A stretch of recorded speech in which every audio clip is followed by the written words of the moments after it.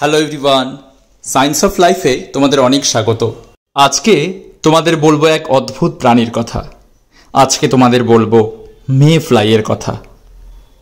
পৃথিবীতে যত জীব আছে তাদের মধ্যে জীবনকাল সব থেকে কম এই মে ফ্লাইয়ের, মাত্র একদিন। নদীর তলদেশে থিতিয়ে পড়া মাটিতে এদের জীবনকাল শুরু হয়।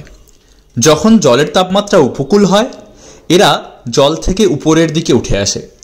হাজার হাজার মেফ্লাই প্রতি মিনিটে জলের উপরিতলে উঠে আসে এবং যখনই তারা জল থেকে আকাশে উঠে, তাদের ডানাগুলি মুক্ত হয়ে যায়।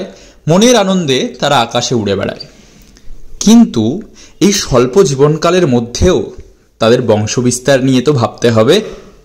তাই প্রথমে পুরুষ মেফ্লাই এবং পরবর্তীতে মহিলা মেফ্লাই নদী তীরবর্তী অংশে উড়ে আসে এবং যখন তারা নদী তীরবর্তী অংশে উড়ে আসে, সেই মুহূর্তে আকাশেই তারা মিলিত হয়।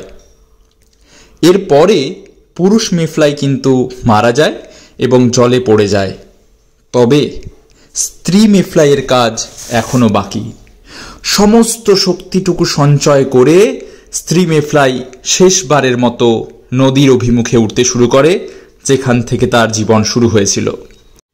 কিন্তু আর কতক্ষণ তারা উড়বে? শেষ দিকে তাদের চোখ ঝাপসা হয়ে আসে। তারা যেন তাদের সমস্ত শক্তি হারিয়ে ফেলে এবং নদীর ওপরে তারা তাদের ডানা ঝাপটাতে ঝাপটাতে একসময় পড়ে যায়। মৃত্যুর শেষ মুহূর্তে তারা তাদের ভেতরে যে ডিম ছিল সেগুলিকে জলের মধ্যে রিলিজ করে দেয়, যে ডিমগুলো নদীর তলদেশে গিয়ে জমা হয়। আর একটা নতুন শুরু এখান থেকেই হয়। Thanks for watching. দেখতে থাকো সায়েন্স অফ লাইফ। চ্যানেলটিকে ভালো লাগলে সাবস্ক্রাইব করতে পারো।